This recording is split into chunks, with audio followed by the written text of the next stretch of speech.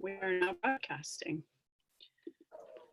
So hang tight. How do I just go back to, how do I go open my, how do we get out of here so I can go open my? When I'm done sharing my screen, I will push stop share, okay, and then you can share, okay? We only can share one at a time.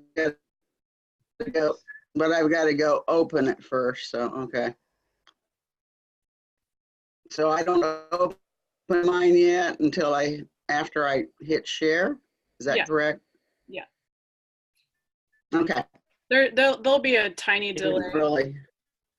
Okay. But it's okay. No big okay. deal. I'm going to make sure that it is recording.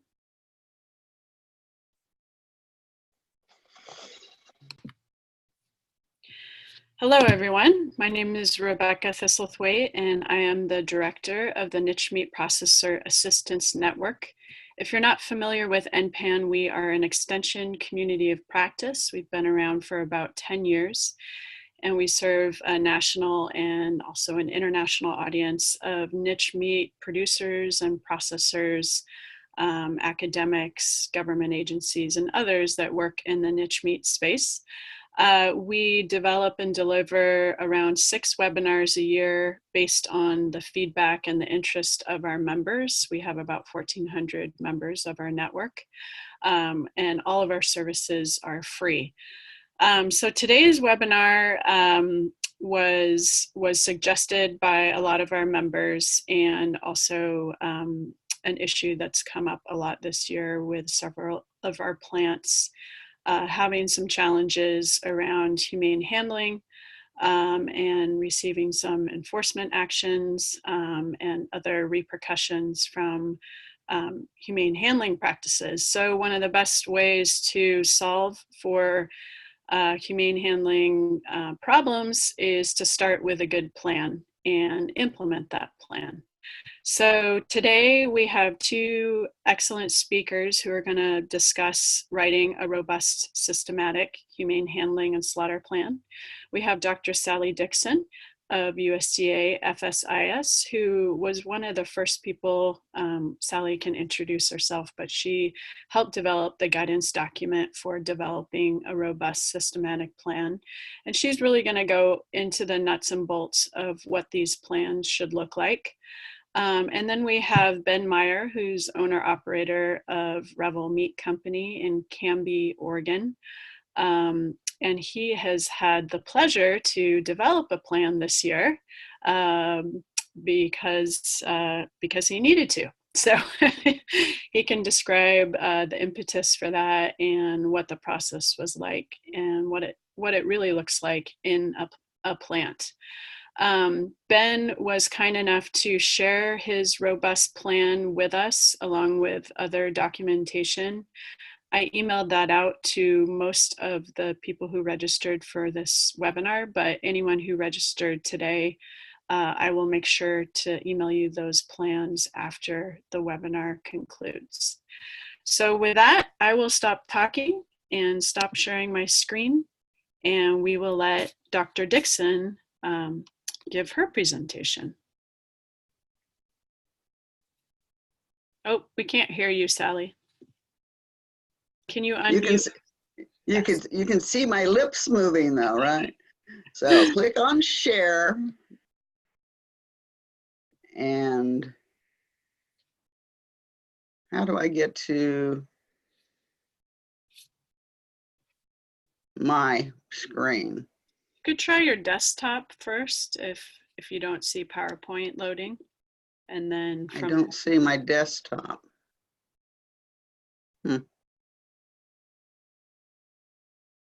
Let's try it this way. Okay. Let's see, desktop, where are you?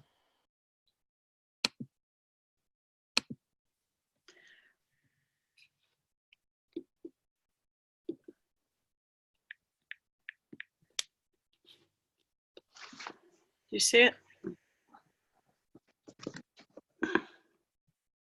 So I can put this down. It doesn't want to let me bring it to the front.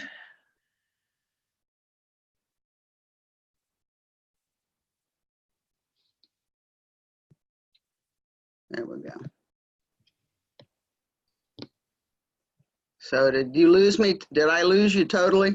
No, we can hear you and see you. We just can't see your screen yet. Okay, so. You clicked on share and desktop.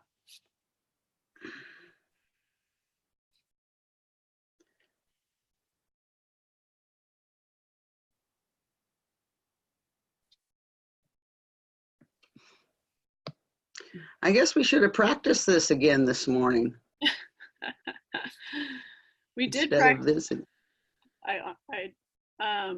Just go to share, and then when that comes up, there should be multiple options of what you want to share, and then click on desktop if you don't see PowerPoint. Once your desktop. No, I don't even see Zoom anymore. It's probably on the top of your screen. If you scroll your pointer to the top of your screen, there's also a little icon of a camera at the top of your screen. We'll try this for a few more minutes, and then if not, we'll have Ben start. Because all I have is my slideshow that wants to come up. Well, try clicking. You're still on Zoom, so. What do I? Because all I see are the things for stop video, exit minimized. Because I can see your picture, I can't see Ben, I can't see anything else. Well, we're all here. You don't need to worry about us. Just try to go to share your screen. That's what I'm trying to do. But that where it had it all across the bottom or across the top is when I minimized it, it disappeared off of my. All right, well, why don't we just switch gears here while Sallee is working on that, and we will just have Ben start. Does that work out for you guys? Okay.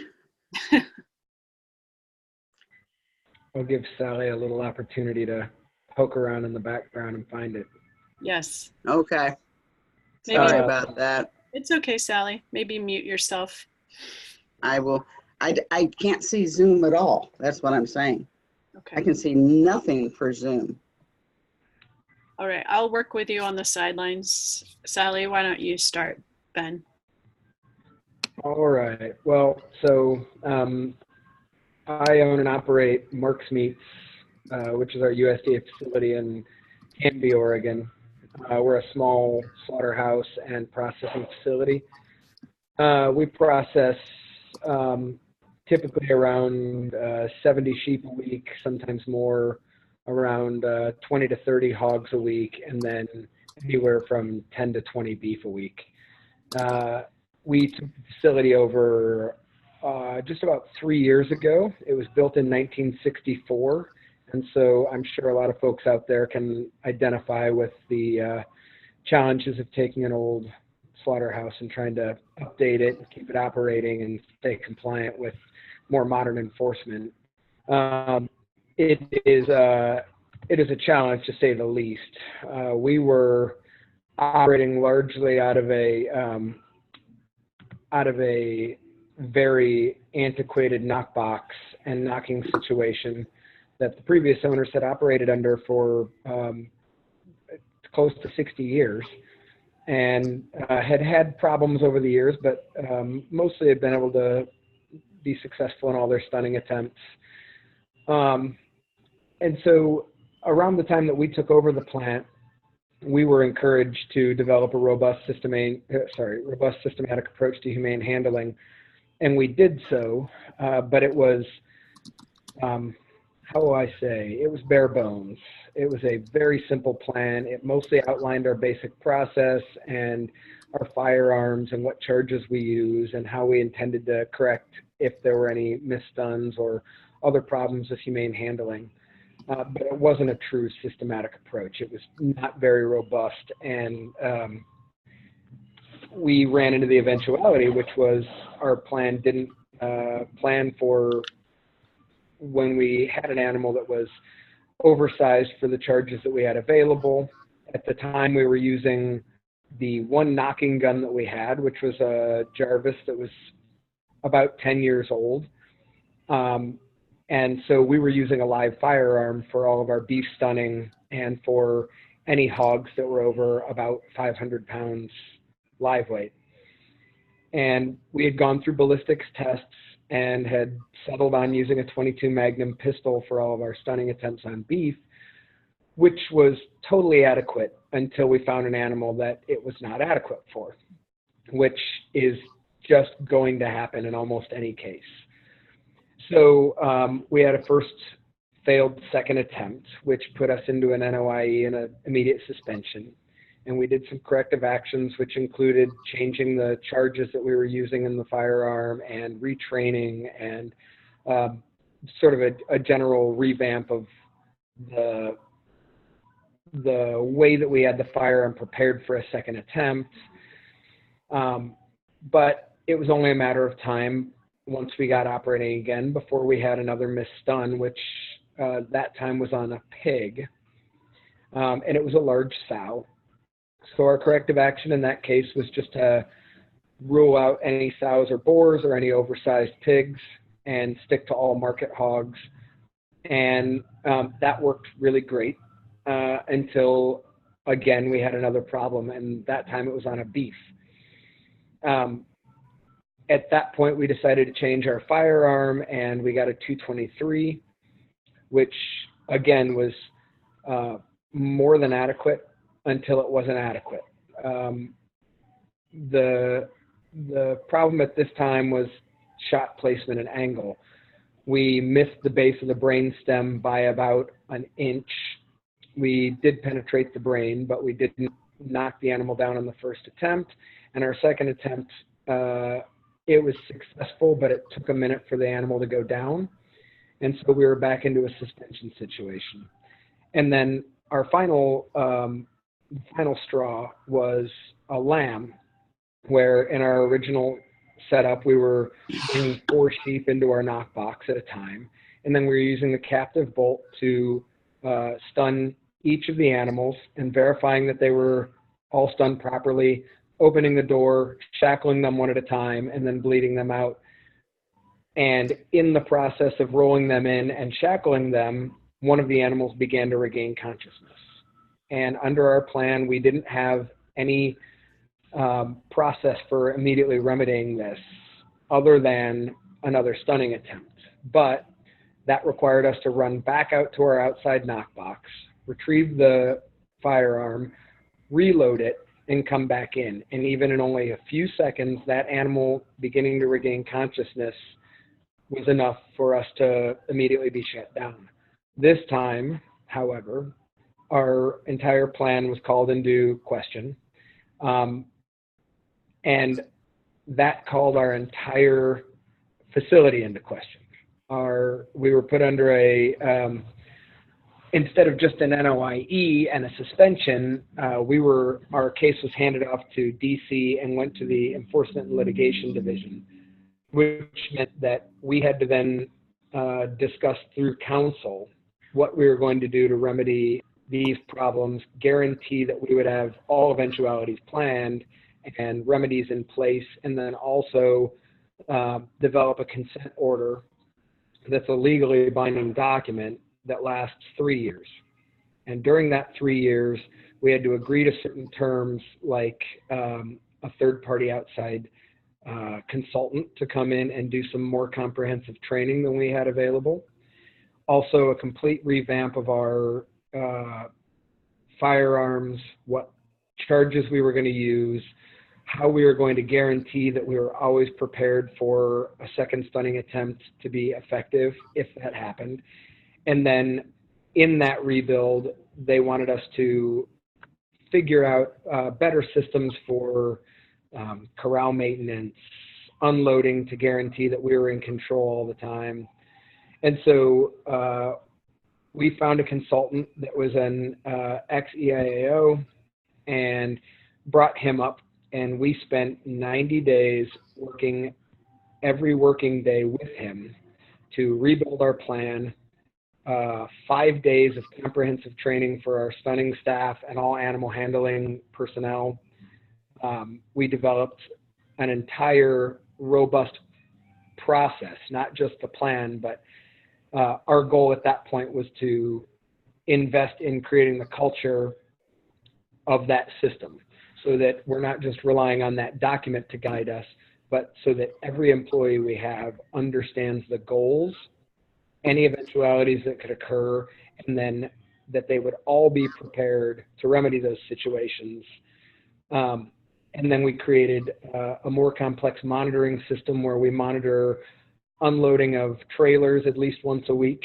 We monitor a push of the animals from the corrals to the knock box at least once a week.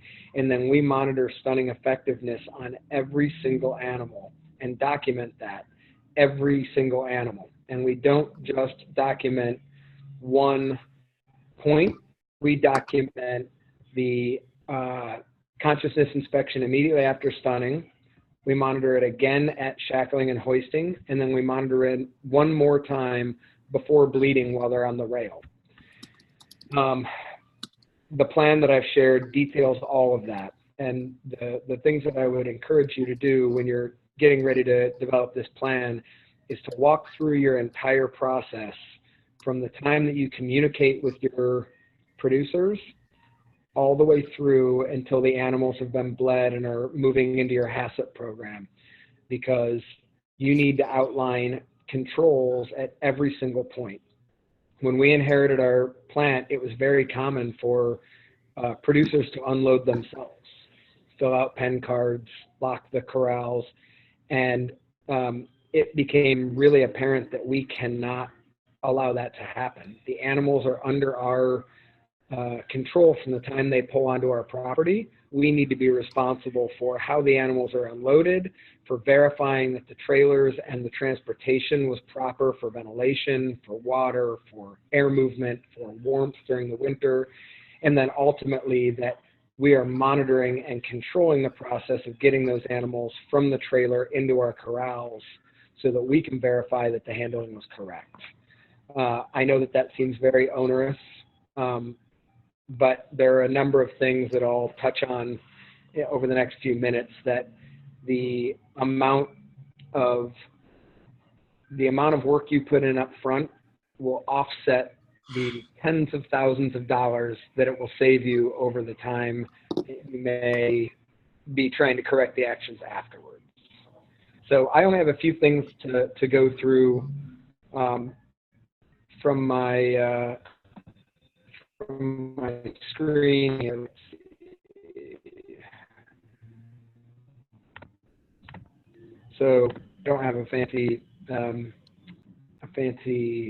PowerPoint. I'm just going to show you some stuff that I think is important to touch on. So as part of the culture that we're trying to create, we want to make sure that every employee, not just the person operating the stunner, but every employee knows every part of our process. So we have a lot of documents posted in the stunning area, on our kill floor, in the knocking area, in the run-ups and in the corrals, just to make sure that everyone understands how and why we're doing the things we are. This is one of those sheets that we have. And this is the outlining of the firearms and the charges that we use for cattle. You can see that we've got it separated into size classes. So animals that on the hoof are 1,800 pounds or less. And then all cattle that are 1,800 or more, but we won't go over 2,250 live weight, and or heavily horned cattle, because that will dictate your shot placement. And then below that are which firearm are going to be used for the primary stunning, the loaded and ready backup, and then the firearm that will be available on the rail for that third inspection in case the animal is showing any signs of consciousness. And then color-coded are the color grain charges that we use in each of those, so that anyone standing there can verify that we are using the correct firearm and that we're using the correct charges in those firearms. We have this for cattle, pigs, sheep, goats, and then we have some classes broken out of those displayed in the knocking area so that everybody has this information. We also post signs of consciousness, unconsciousness, and then a third state, which I'll describe in a minute. And so these are all apparent so that our employees know that there are multiple ways to verify consciousness or unconsciousness in any animal. And you'll notice at the top that it's highlighted in green. That is because if the animal is unconscious, we call out a color code immediately after the stun and at every other step where we're inspecting that corresponds to this. So if the animal appears to be completely unconscious, we call that the shot was green and we're prepared to move the animal to the next step. And we use one of these steps below, absence of corneal reflex to the touch, so touching the eye and the eye doesn't react. Absence of eyelash reflex to the touch. Animals will naturally try to close their eye if you touch their eyelash. Absence of rhythmic breathing, and then we try to further clarify that that is not gasping. You'll often have an exhalation. And then absence of response to threat, or what we call the menace test, which is where you use the hand to swat at the eye. Naturally, animals will react to that. If they don't, that's a sign that they are unconscious. And then we also use the tongue, and this is one that we call out a lot, that the tongue is out. If the animal doesn't have the means to retract their tongue, it's a really good, reliable sign that the animal is unconscious. So, in between conscious and unconscious, part of our remodel for our plan was that we also identified a third state, which we call beginning to transition back to consciousness. And this is supported by Temple Grandin's presentation she did at a NAMI conference 2 years ago that effectively identified this state, which is the animal is not conscious, so it is not a direct deviation from your normal stunning protocols, but it is showing signs that it may begin to regain consciousness if the animal is not restunned immediately. So in our plan, if we call a yellow, it means that that firearm that is loaded and ready will immediately be discharged on proper placement to immediately render the animal unconscious to remain unconscious.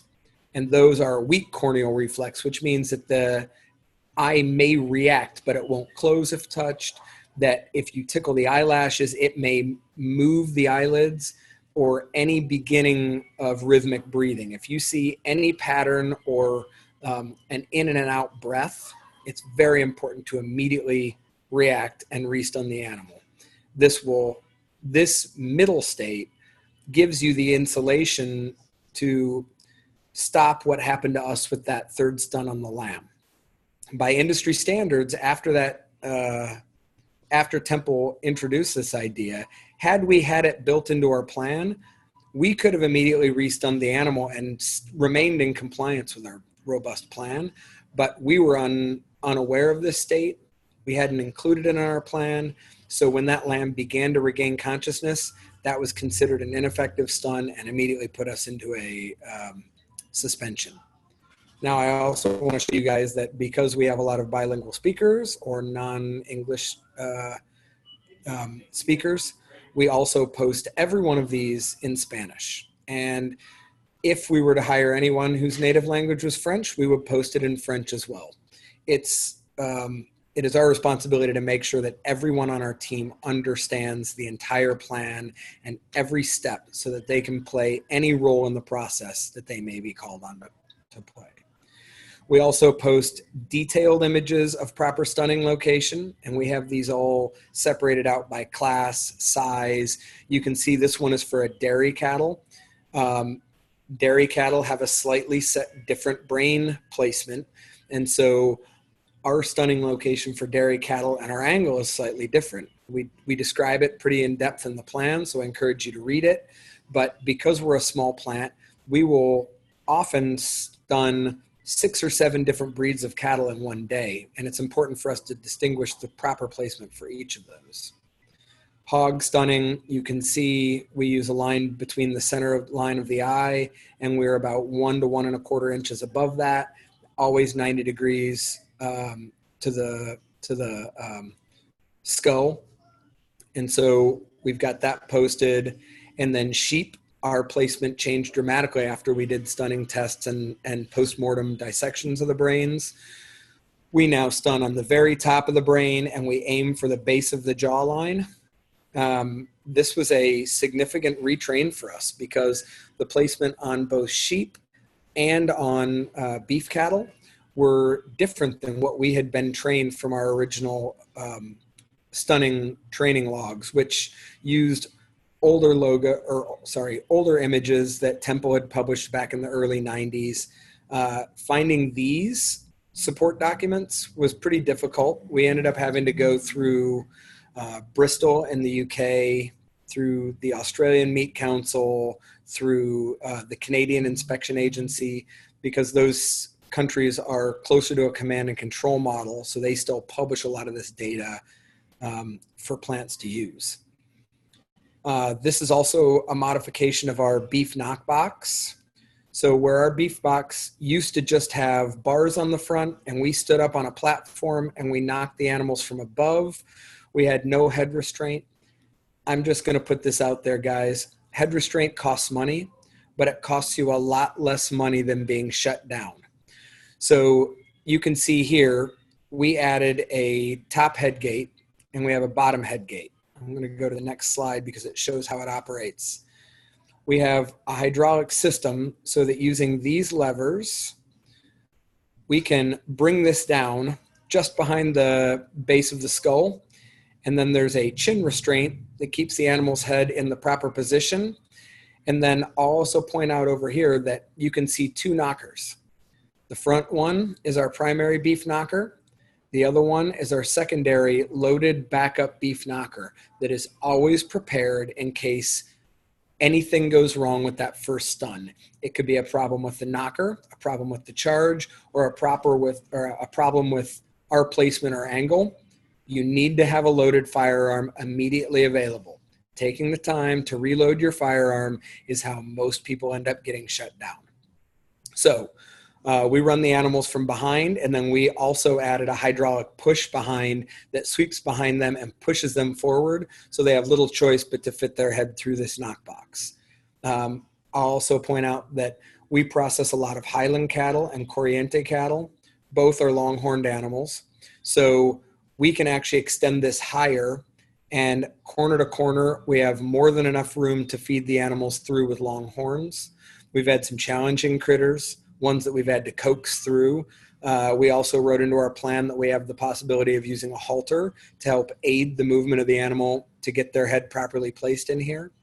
All of these things are important.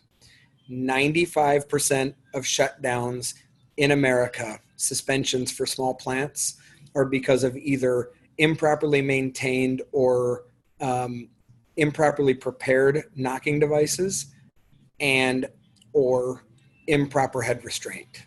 Head restraint is essential, folks. It is worth the investment. We were able to modify and use our design that we based off of a number of different head restraints that we found at different places.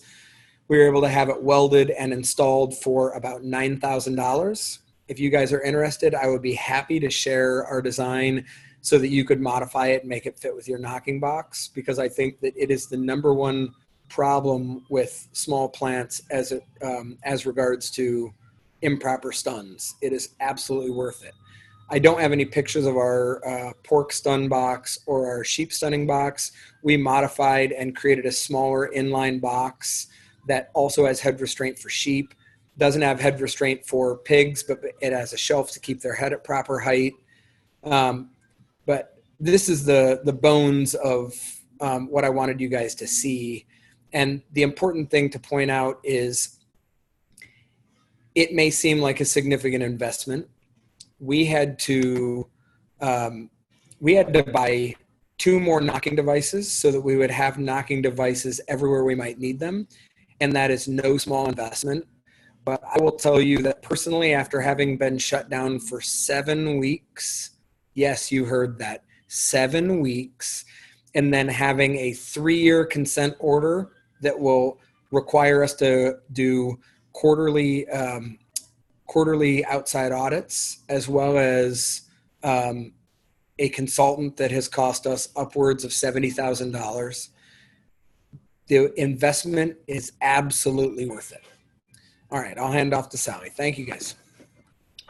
Thank you, Ben. And we will save time at the end for questions. So if you guys have questions of Ben, we'll make sure that we get that. So take it away, Sallee.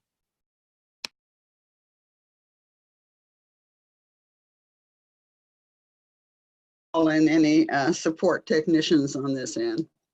So I'm obviously Sallee Dixson, and I work for FSIS. I've been with FSIS since 2001. I started working with FSIS when I was still working on my master's. I have a master's in poultry nutrition, so that doesn't help a lot with what I've been doing, but I came to regulatory medicine because my master's main thing I learned was I didn't want to work for the poultry industry. There it is. So over the almost 18 years, I've been relief SPHV, Supervisory Public Health Veterinarian for most of that time, implant for about 1.5 years. I was the district veterinary medical specialist for Lawrence District. That's the humane handling specialist for each district.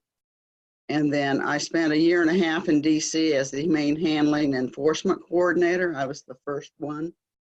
And I did participate in the rewriting of the Humane Handling Directive. I came back to Eugene from DC, and then I came back to being a relief SPHV. I decided I liked doing the in the field work better than an FLS, which is almost all just management. Anyway, I've had a total of 5 years where my primary focus was on humane handling, then plus the time spent as an SPHV, because that's part of our responsibilities also is humane handling, but wasn't a full-time like the DVMS and the DC job. I've simple presentation. I have 2 parts. I'm going to talk about the robust systematic approach development history within FSIS, and then talk about creating your personalized, individualized plan. And then when I finish, then Ben and I will answer questions. So the development history started back in 2004 with the Federal Register that came out September of 2004. And at that point, the systematic approach was introduced. And then it wasn't until 2011 that the robust systematic approach was introduced. And that was because the regulations don't really give us any wiggle room on second knocks. And we felt that people that made the effort to develop a plan and really train their people and keep maintenance of their equipment and assess, how things were going, that there should be some other option. So that's when Ken Peterson, who was the assistant administrator at that time, developed the concept of a robust systematic approach. And then I got to participate in developing that idea into what you see in the directive. Next was the 2013 compliance guide on which has information on developing a systematic approach and a robust systematic approach plan. And then the most recent one is a PHIS task for the supervisory veterinarian that started in 2017. So the Federal Register notice, the reason it was issued was there had become high public interest and third-party interests who were talking to their congresspersons, and the Congress, so Congress became very interested in humane handling, and so the Federal Register notice was developed. Federal Register notice is one that the public can comment on before they're finalized. There's a comment period. So this was open to everybody in the United States to comment on if they wanted to. The main thing that it introduced were that there are these 4 parts to a systematic approach, which is the initial assessment, facility design and handling, and then periodic evaluations, and that improvements are made when necessary. The directive, the Humane Handling Directive, came out in August of 2011. It was reissued to update instructions to IPP as inspection program personnel. I realized after, when I was doing my final review, that I hadn't identified what that actually stood for. But anyway, the directive introduced the no further harm concept, do no further harm concept, and then the robust systematic approach. Just briefly, the do no further harm concept was included because there had been some instances where there had been a stunning failure, and this is at large plants, to where there were trucks in queue on a hot summer day. Do I need to say any more? So that allows inspectors to say, yes, you've had a stunning failure, but I'm going to continue to let you operate on my personal authority. This is at the in-plant level, on my personal authority to operate while you take the time to stop any trucks that are not here yet, but we'll let you unload and slaughter enough animals that there's room to unload animals to where they're not in danger of dying, setting out there on trucks. And then the robust systematic approach was first presented in this directive. Some general information that's in the directive. First of all, I just want to emphasize there is no regulatory requirement for you to have a written systematic approach to humane handling. We strongly encourage it. Also, because it is not a regulatory requirement, non-compliance records, NRs, will not be issued if, when we're doing a review of your plan or records, that we say you're not doing what you said you were going to do. The only time that we would issue an NR that flows from, we'll say, your robust systematic approach plan would be if we identified something that didn't meet one of the humane handling regulations, the 413 regulations. To me, this bottom part where in the yellow,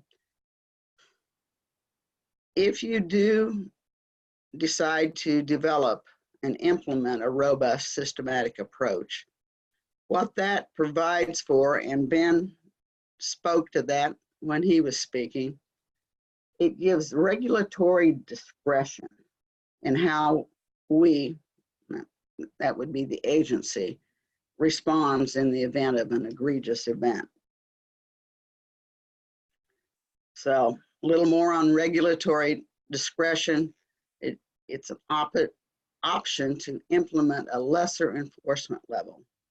If there has been a stunning incident, at the very least, you are still going to receive an NR. Okay, it doesn't wipe it clean, make it everything go away. And I'm sure Ben would have rather had an NR than what he's gone through.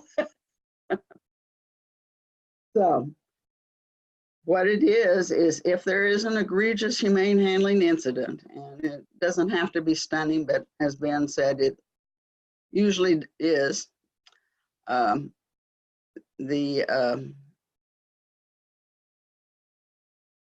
inspection program personnel, the in-plant personnel, and their supervisor may recommend that an NOIE be issued instead of a suspension. The things that this depends on is we need to be able to show there's been no recent humane handling enforcements, that you're consistently meeting humane handling regulatory requirements. So at that point, we would be looking for NRs for humane handling. And I can already hear you saying, but what if I have some NRs for, I forgot to fill the water, or the animals knocked the water bucket over, or the inspector found something that needed to be repaired because it was sticking out and might hurt an animal. You know, it's not, you know, wouldn't be egregious, but the operative word in this one is consistently. So consistently meeting. So if I look back at your NR record and you have a water NR 6 months ago, and maybe 2 months later you have some kind of little facility thing, and I'm going, well, in 6 months you've had 2 easily correctable issues. That's a pretty darn good record, folks. But if I go back and look, and that in the last 6 months there's been 10 of these types of NRs, now we're saying this is you're not consistently meeting regulatory requirements. You're showing a pattern of not paying attention to what's going on. And I know that Ben does regular inspections out in his live animal holding pens.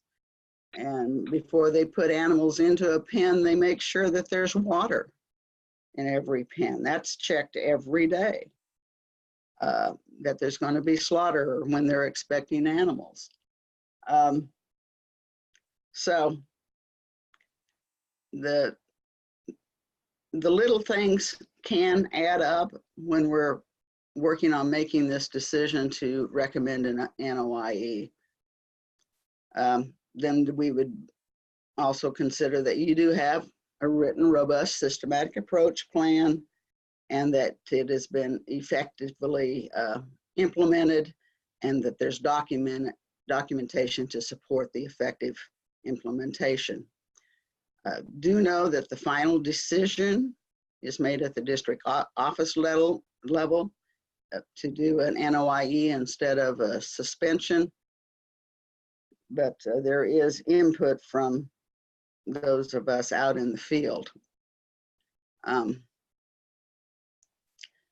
Directive 6900, there in attachment 3, it addresses the development of a written, robust, systematic approach plan. And the 4 things that have to be considered is that it's tailored to a specific establishment and must address all 4 steps of a systematic approach to humane handling. That would be from the Federal Register notice. And then in addition, it describes procedures to be implemented. That would be the plan. This is what I'm going to do. I'm going to make a comparison here that maybe I shouldn't. It's kind of like HACCP light. So you're looking and you've identified what you're going to do, and that You have monitoring records that you're going to keep track of. Am I taking care of what, are we doing what we said we were going to do? And then also that addresses what kind of actions you would take if there was a failure to effectively implement. With Ben, if there was an issue, like the second knocking gun, it's right there. Back in my early career, I don't remember where it was. It was a small, very small plant. There was a knocking, ineffective knock, and to do the second knock, the person had to leave the slaughter floor and go to the office to get an additional charge for the knocking gun because they would only give him one at a time. I happened to time that when he was gone between 3 and 4 minutes, about 3.5 minutes, and the animal is thrashing about, vocalizing. It was ugly, folks. So thinking ahead makes a big difference. So then there was, in 2013, just 2 years after the updated directive was issued, the compliance guide for a systematic approach to humane handling was issued. It compares a systematic approach versus a robust systematic approach. It addresses creating a robust systematic approach plan, and then attachments 2, 3, and 4 are further guidance tools that I'll talk about just a little bit more. Then just 2 years ago, a notice came out that added a monthly PHIS task that has to be done by a public health veterinarian or a supervisory public health veterinarian. And what it does is this task is an assessment and verification of your robust systematic approach for humane handling and slaughter. PHIS generates a questionnaire that we have to answer. It's one of these that if there is no written plan, then we answer no to the first question and we're done with it. When the task is completed, the veterinarian writes an MOI that addresses these 7 questions in general. And then that MOI is distributed to the DVMS at district office, the frontline supervisor, in plant USDA records also, and then a copy goes to the owner or manager of the establishment. So now we're at creating your plan. These first, about 3 slides are pre-writing points. Before you actually start writing your plan, these are what I really urge people to do, is first of all, let me say this right up front. You know how things work in your plant better than anybody else. I acknowledge that. And we want to get down, what do you know? So my recommendation is to assess what you do now, and then review, and following that, then review the robust systematic approach requirements and compare what you do now, note missing compound. So you do those first 2 steps before you even really start trying to write your plan or design records. So I like to see people walk through on a non-slaughter day. It's quieter then, you've got time to think, and write down what you're looking at. Start at the unloading. Ben identified that, we let owners unload, and that could get, you know, that's not the best decision. And so they made a decision at that point. Look at your pens area. Are there repairs that need to be made? I know Ben is just really observant and on top of it when repairs do have to be made. So do a walkthrough, just take your clipboard, just start, what are the process steps that go through? Who does them, who's responsible? And follow that process all the way through to the bleed out area. Then take that list and observe on a slaughter day. There'll be things that you'll notice that you didn't think of on a non-slaughter day. And then I suggest that you create what I'm called a clean copy. I couldn't think of any better terminology. I personally would create a Word document. Probably most of you, since you're actually on this webinar. This is my first webinar, by the way. So give that clean copy to another person. Somebody that is familiar with slaughter, so they aren't going, oh, you do what? And have them follow the process through using what you've written down. And they can write down comments, questions. Now you have input from a different set of eyes, which in my mind never hurts. So now I think you're ready to start thinking about writing your program. So you're going to review 7 elements for the robust systematic approach. We've already talked about the 4 from the Federal Register notice, and then the 3 found in the directive.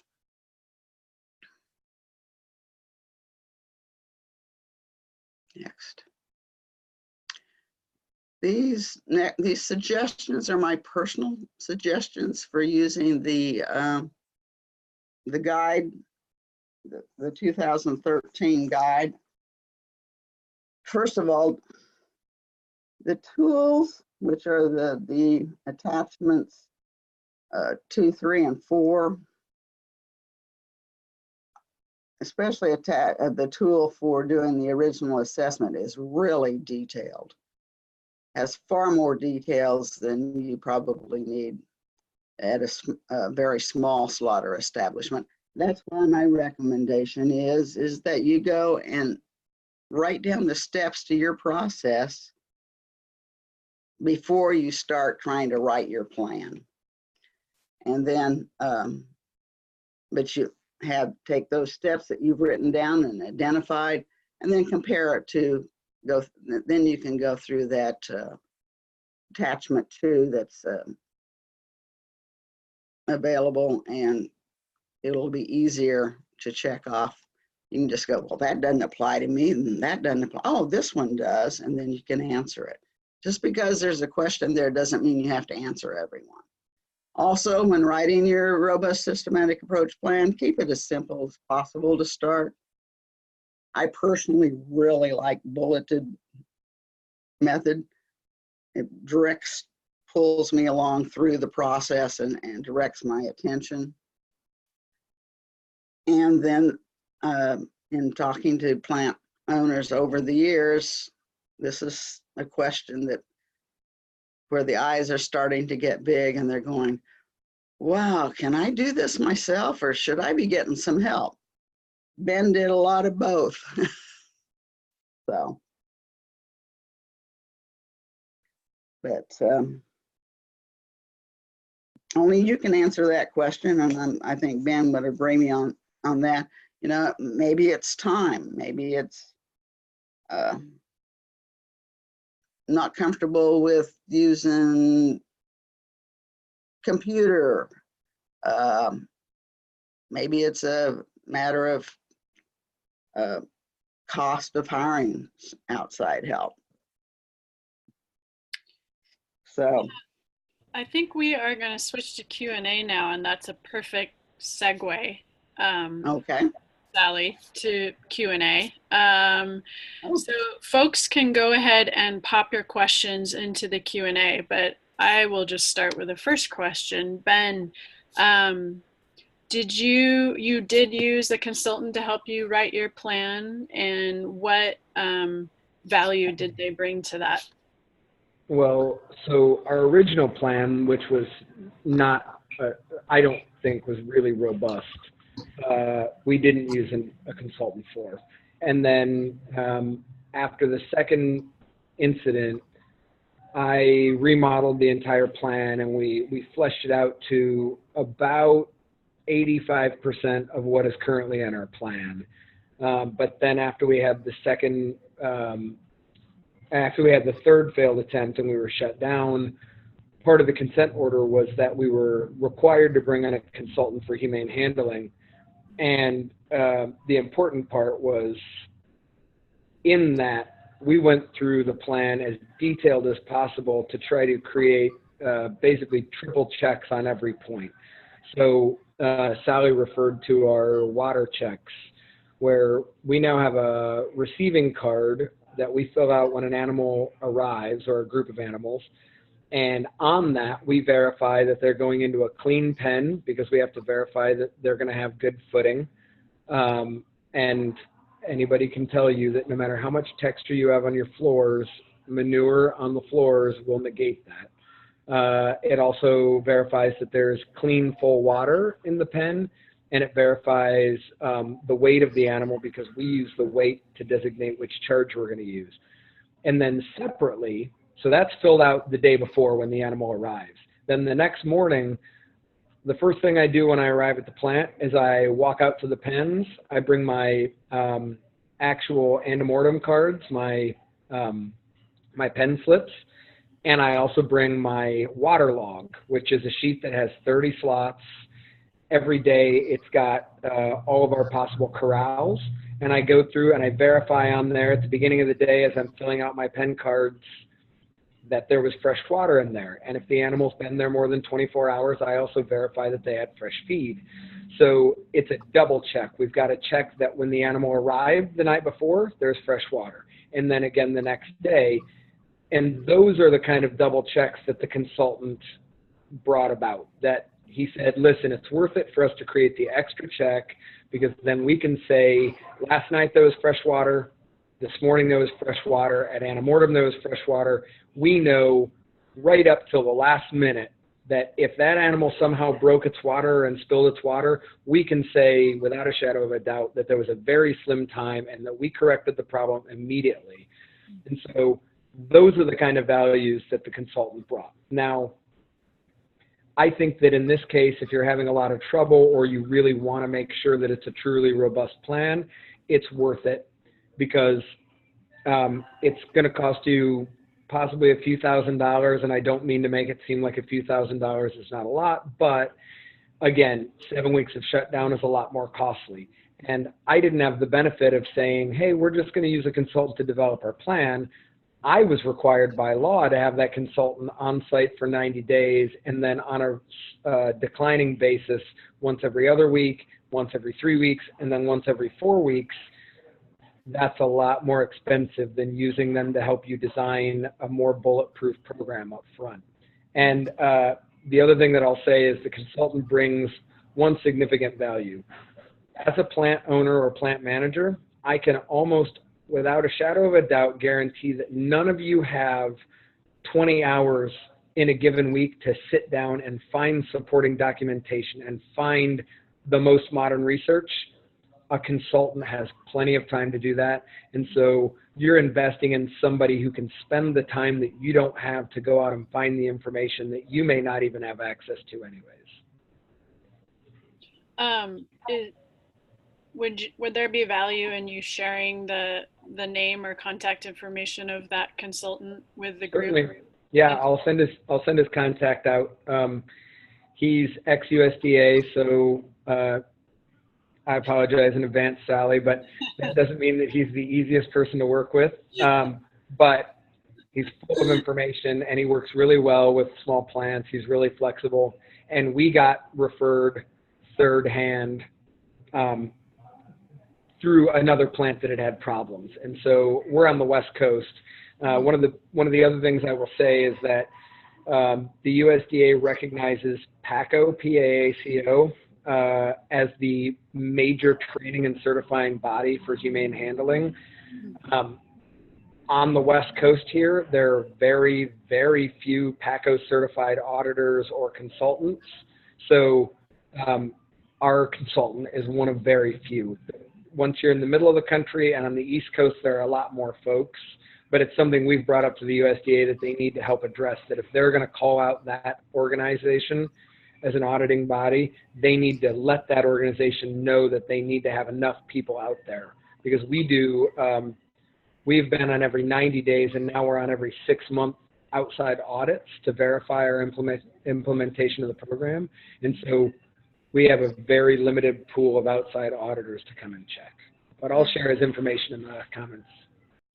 Hey, Sallee, do you know where can a plant operator like find this list of consultants or auditors? Do you guys keep something like that? Or you probably can't make recommendations, right?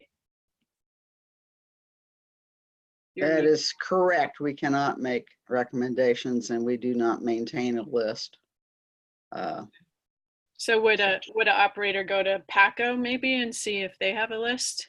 You can go to their website and there's a way of, it'll pull up all the auditors.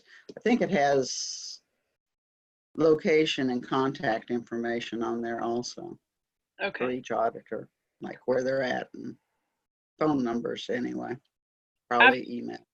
After the webinar closes, I will send a follow-up email to all the participants with all the documentation we've discussed, and then also the contact of Ben's consultant and a link to PACO. If there's anything else that people want me to send them, please pop it in the Q&A and I'd be happy to do that. Let's see, any more questions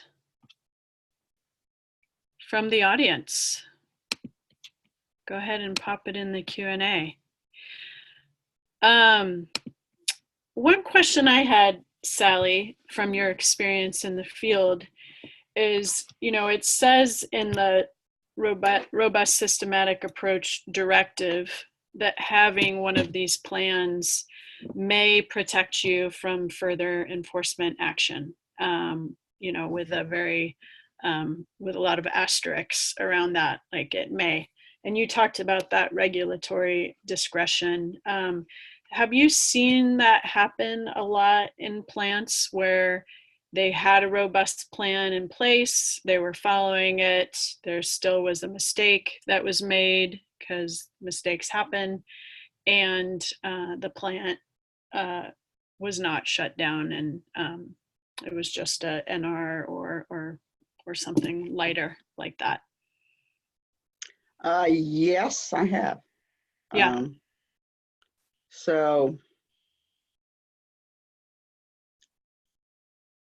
Okay, the process is, okay, so if we're talking an egregious event, this is when this would kick in. Mm-hmm. So if it is, so the inspector that made the initial observation, Mm-hmm. they have to write a memorandum of information in which they describe what they saw, what they heard, all of this type of thing. Well, let me say this first. First, they're going to place a tag on your knocking box Mm-hmm. to stop the slaughter, unless it's one of those situations that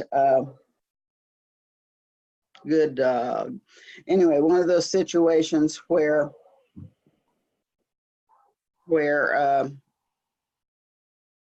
lost my train of thought. I'm sorry. Where a security sign was used, or where it was just immediate. Right, to where did they followed their plan? They had that. So first thing to do is they place the tag. If it's a situation where it would cause further harm by stopping slaughter, which is unlikely in a very small plant. I would expect to see that more in a large plant where they have full pens and trucks in a queue and that type of thing. with that qualification is that they would place the tag, they would call their immediate supervisor, and their supervisor would then contact upstream. The supervisor would say, you need to go into the office and sit down and you need to type out this Word document. At this point, we just type it in Word, and so